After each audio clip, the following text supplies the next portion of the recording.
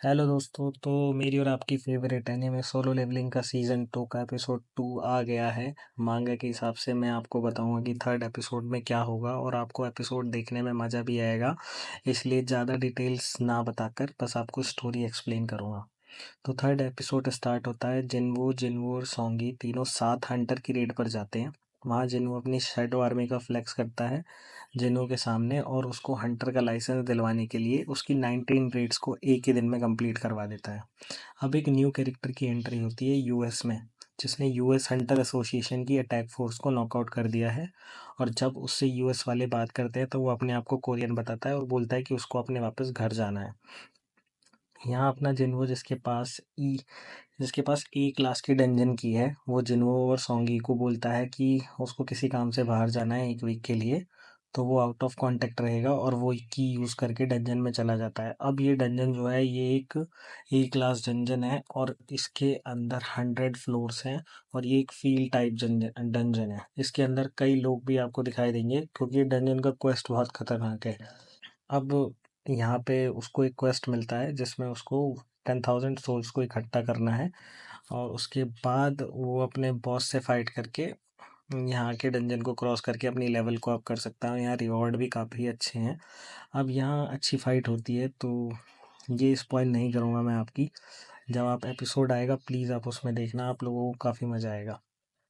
इतने में एक सीक्रेट न्यूज़ सामने आती है जहां पता लगता है कि जीजो आइलैंड से म्यूटेशन आंट्स उड़कर बाहर आ गए हैं। क्योंकि 4 साल पहले आइलैंड पर एक S rank dungeon gate open हुआ था। गवर्नमेंट गवर्नमेंट में वहाँ पे 3 ऑपरेशन करवाए थे उसको क्लोज करने के लिए, लेकिन सब फेल हो गए क्योंकि वहाँ पे जो आंट्स रहती हैं और उस वो आंट्स के अंदर म्यूटेशन लग गई है। वो बहुत पावरफुल हैं और वहाँ पे कई सौ आंट्स हैं, है ना। तो इस वजह से वहाँ पे कोई जाता नहीं है और लोगों को वहाँ डर लग रहा है क्योंकि वो आंट्स उड़ के अब आगे किनारे पे आ रही हैं। तो ये न्यूज़ सुन के मास्टर की तो हालत पतली हो जाती है। और यहाँ जिन्हू जो है जिसके 19 डेट्स कंप्लीट कर रहे थे वो अपने पापा के पास आता है लाइसेंस को लेने। लेकिन उसके बाप को पता लग गया है कि जिन्हों ने उसकी हेल्प करी थी 19 डेट्स को कंप्लीट करने के लिए और उसी ने उसको उस गेट से बाहर भी निकाला था। बात है स्टोरी में मज़ा क्योंकि यूएस सेंटर एसोसिएशन उस बंदे को लेकर आए हैं। उस बंदे को लेकर ऑफिस आ जाते हैं जिसने अटैक फोर्स पर हमला किया था और उससे पूछताछ करते हैं। तो वो वहाँ बताता है कि वो कोरियन है, उसका नाम सुंग इल ह्वान है और वो कोरियन हंटर है। और वो एक एस रैंक डंजन गेट में फंस गया था 10 साल पहले। अब उसकी आंखें खुली है तो उसने अपने आप को यूएस में पाया है।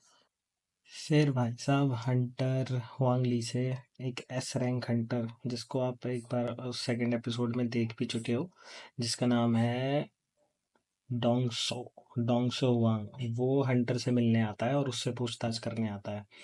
वो हंटर वांगली के पास आके बैठता है और उससे पूछता है कि तूने 10 साल डंजन में कैसे बिताए और तू अब यहाँ पे मरा हुआ है या जिंदा है। तो वो बोलता है, मतलब उनमें काफ़ी बात होती है, मैं आपको वही बातें रिवील नहीं करता हूँ, ये आप देखना।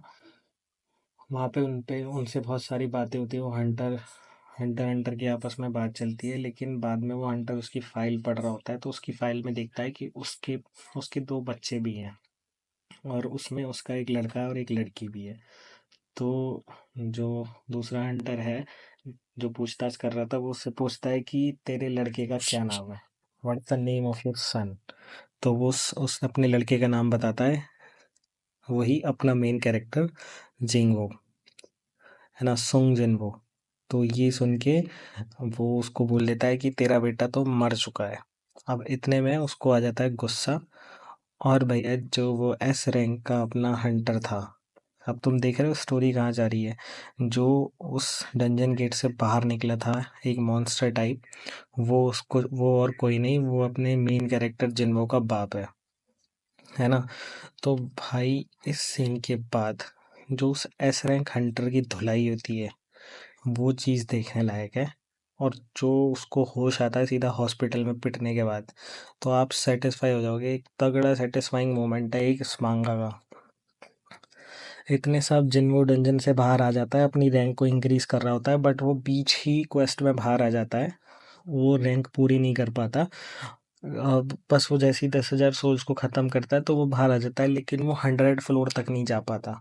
तो उसको 100 फ्लोर पे जाने के लिए वहाँ पे कुछ क्वेस्ट कंप्लीट करने पड़ते हैं और उनको परमिट चाहिए हर फ्लोर का जाने के लिए। तो इसलिए वो पूरी फ्लोर पे नहीं जा पाता और वो इतना पावरफुल भी नहीं था। अब बस यही परमिट इकट्ठे करने के लिए और एक रेमेडी, एक मेडिसिन को बनाने के लिए, क्योंकि जिनको माँ भी बीमार है और हॉस्पिटल में पड़ी हुई है, वो उठ नहीं सकती, वो सिर्फ डीप स्लीप में है। तो उसको बाहर निकालने के लिए उसको 100 लेवल पे जाना है, क्योंकि उसको वहाँ पे जाके एक ऐसी चीज़ मिलेगी जिससे वो अपनी माँ को दोबारा से ज़िंदा कर सकता है। तो इसलिए उस क्वेस्ट को वो पूरा करने में पूरी जी जान लगा देगा और ये आपको एपिसोड देखने में ही मज़ा आएगा गाइस। तो इस एपिसोड में ना 6 चैप्टर कंप्लीट होते हैं, मतलब 6 चैप्टर मांगा के कंप्लीट होते हैं। हर एपिसोड में यही करते हैं कि 5 या 6 चैप्टर्स को एक एपिसोड में कंप्लीट कर देते हैं। तो मैंने आपको वो 6 के 6 चैप्टर अभी समझा दिए हैं।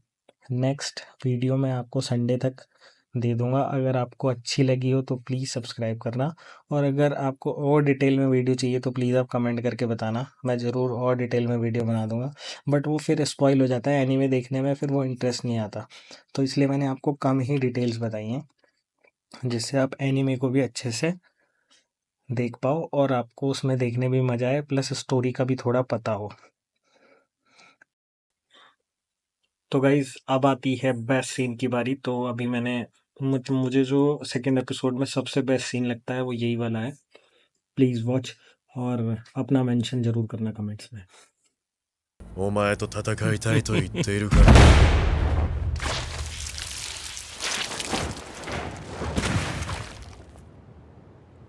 で面白い。